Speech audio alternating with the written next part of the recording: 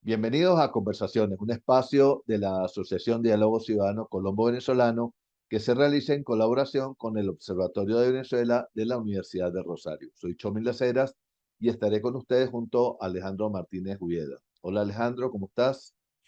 Muy bien, Chomin, programa como invitada nada más y nada menos que a Ligia Bolívar, quien es una defensora de derechos humanos venezolana, investigadora asociada del Centro de Derechos Humanos de la Universidad Católica Andrés Bello de Caracas y coordinadora general de la ONG Alerta Venezuela. Sí, Alejandro, y con Ligia Bolívar, quien también es nuestra compañera de mesa en el programa Esto no es una frontera, esto es un río, hablaremos sobre su participación la semana pasada en Ginebra en el Comité de Protección de los Derechos de todos los trabajadores migratorios y de sus familiares, que supervisa la aplicación de la Convención Internacional sobre la Protección de los Derechos de los Trabajadores Migratorios y sus familiares, así como su participación también en el Consejo de Derechos Humanos, donde habló sobre la renovación del mandato de la Misión Internacional Independiente de Determinación de los Hechos sobre Venezuela, ambas intervenciones en representación de varias organizaciones. Bienvenida, Ligia, ¿cómo estás? Buenas, ¿qué tal? Bueno, muchas gracias por la invitación. Ligia, comencemos con el tema de la misión de verificación de hechos sobre Venezuela. Hay dos temas pendientes allí. Uno es el que en estos momentos está ya por producirse la decisión sobre la renovación del mandato, pero justamente hace muy poco también salió el reporte del año pasado de esta misión, que es un reporte que ha sacudido muchas conciencias porque ha evidenciado mucho. Cuéntanos cuál es tu versión, tu visión de ambos asuntos. Sí, bueno, mira, en primer lugar, yo creo que hay que destacar que hay como cuatro palabras clave que menciona el informe, y que provocan esa sacudida a la que tú hacías referencia, ¿no? Por un lado, se habla de altos mandos, se habla de políticas deliberadas, se habla de impunidad, por supuesto, ¿no? Y se habla de violaciones generalizadas. Entonces estamos frente a palabras claves que son muy gruesas, que son muy graves, y que están a todo lo largo del informe, ¿no? Eso por ese primer punto, ¿no? Luego, una cosa importante es que el informe tiene dos partes, ¿no? Una que está relacionada con lo que son las estructuras represivas y la otra sobre el arco minero.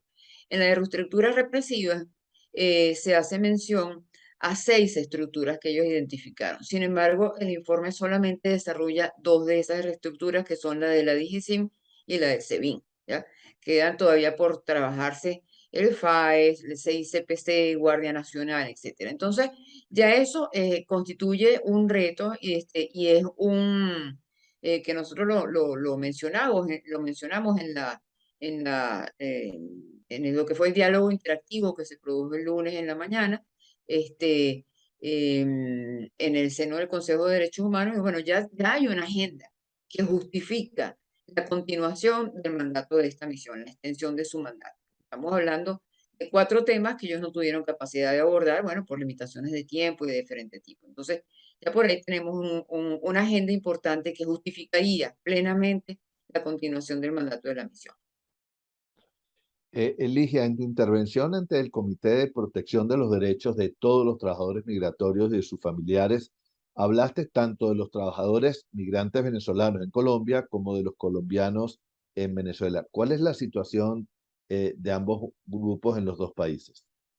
Sí, mira, en cuanto a la población colombiana, en Venezuela, el énfasis que nosotros hicimos fue en la impunidad en que permanecen todos los hechos relacionados con los actos de expulsión masiva de población colombiana que tuvieron lugar a partir de agosto de 2015, ¿no? En ese momento Venezuela no era, como Estado, no era parte de la convención, por lo tanto no está obligado a reportar sobre lo que fue ese acontecimiento en sí mismo. Pero sí, se trata de una violación continuada de derechos humanos en la medida en que permanece en la impunidad. Entonces nosotros lo que hemos es insistido en la necesidad de que Venezuela investigue y sancione a los responsables de estos hechos y que por supuesto también haya una reparación a las víctimas de los mismos. Entonces, en ese caso concreto, pues hablamos de este tipo de responsabilidad. También hablamos de un tema que compete o que afecta a los dos grupos, a los venezolanos en Colombia y a los colombianos en Venezuela, que es la ausencia de servicios consulares, ¿no? Allí hubo una alegación permanente, esto también es importante decirlo, todo el discurso de Venezuela fue de victimización, la culpa de todo la tienen las sanciones y lo que no es culpa de las sanciones es culpa de los gobiernos porque fueron los gobiernos extranjeros los que cerraron los servicios consulares, no Venezuela, ¿no? Entonces, ahí hay un detalle interesante y es que por lo menos Colombia hizo el intento de acercarse a la población colombiana poniendo unos puestos en la frontera de manera que hubiera por lo menos una posibilidad de algún tipo de servicios consulares. Otra cosa es que viviendo en el interior de Venezuela, trasladarse a la frontera no es fácil por las dificultades de transporte, de gasolina, etcétera. Pero por lo menos hubo un intento. ¿Ya? Por parte de Venezuela no ha habido ningún intento. Y decir que todo es culpa de los gobiernos, también es inadecuado y fuera de la realidad cuando recordamos que el primer cierre de un consulado de Venezuela en el exterior fue el de Miami en 2012, ¿no? En ese momento no había sanciones ni había ninguna justificación de la que dieron aquí en Ginebra para tratar de explicar eso. Entonces, ese es un hecho que afecta a los dos países, pues sí, los venezolanos en Colombia, los colombianos en Venezuela, y allí, por ejemplo, el comité insistió mucho en que les dieran la información sobre lo que es el registro electoral, cuántos venezolanos en el exterior tienen que votar. No fueron capaces de dar la cifra. Entonces, creo que en ese sentido el país, el Estado, quedó muy mal ante el comité porque cada vez que les pedían cifras de algo, se iban por las ramas, daban explicaciones de carácter generales, pero no atendieron a las solicitudes de información específica. Y en este caso concreto, hablaron de la cantidad de los 21 millones de electores que están inscritos, pero no fueron capaces de decir, de esos hay tantos que están en el exterior, hay unos que están en tales países que no podemos registrar porque no tenemos estimación. En fin, como siempre, la opacidad de cifras por parte del Estado pues se hizo presente en esta sesión. Ligia, hay otro tema que quisiéramos tocar contigo.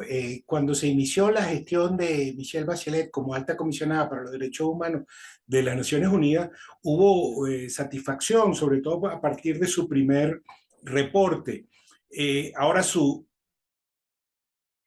y comienza la del señor Turk. Quisiera preguntarte cuál es tu evaluación de la gestión de la señora Bachelet y las expectativas con el nuevo alto comisionado. Bueno, mira, en relación al primer informe que se llama, si lo han hecho llamar el primer informe de Bachelet, yo siempre lo he llamado el tercer informe de la oficina del alto comisionado de los tiempos de Seid, ¿no? Porque esa es la verdad. Ese es un informe que ya lo agarró ella casi que terminado con el equipo inicial que existía en la oficina del alto comisionado para Venezuela.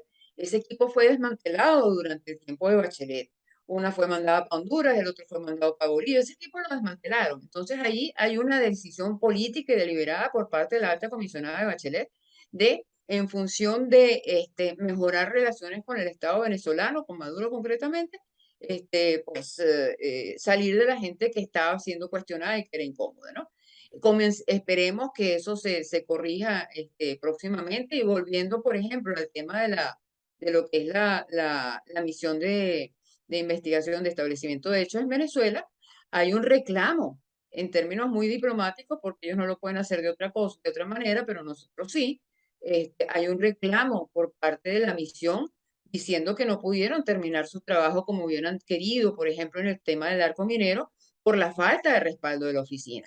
Si nosotros vemos los 11 discursos que tuvo Bachelet ante el Consejo de Derechos Humanos sobre Venezuela, en los 11 mencionó la necesidad de un diálogo político, que no es tema de ella. En ningún discurso de los 11 mencionó el trabajo de la misión, ¿ya? Entonces ya por ahí estamos viendo que no hubo respaldo, pero ni de ningún tipo, ni oral, ni financiero, ni administrativo. Eso esperemos que se corrija ahora con el señor Turk. Y de hecho fue uno de los puntos que nosotros también mencionamos en nuestra presentación ante el Consejo de Derechos Humanos esta mañana. Mira, Ligia, ya para terminar y tenemos apenas un minuto, ¿qué consecuencias puede tener para los trabajadores migrantes que el gobierno venezolano haya negado sistemáticamente o minimizado, en todo caso, el fenómeno migratorio venezolano, que es hoy uno de los mayores del mundo? Mira, lo que pasa es que el gobierno tiene una actitud difícil de justificar y se enreda, ¿no? Porque hablan de que no hay migración y después dicen que por culpa de las sanciones hay una cantidad de gente que se ha ido del país, ¿no? Entonces, al final no se sabe cuál de los dos discursos es el que hay que tenerle, hay que prestarle atención. En todo caso, creo que aquí lo importante es que el informe que va a salir la próxima semana por parte del Comité de Trabajadores Migrantes va a establecer una serie de recomendaciones con plazos para que el gobierno las cumpla. Entonces, el reto va a estar en asegurar el cumplimiento de esos plazos y de esa agenda que le va a establecer el comité al Estado venezolano. Bueno, muchísimas gracias, Ligia Bolívar, por acompañarnos en el día de hoy. Los esperamos la próxima semana en una nueva emisión de Conversaciones de la Asociación Diálogo Ciudadano Colombo Venezolano. Pueden seguirnos también por nuestras redes, así como las del Observatorio de Venezuela de la Universidad del Rosario y en el portal de talcualdigital.com. Hasta luego, Ligia. Hasta luego, muchísimas gracias.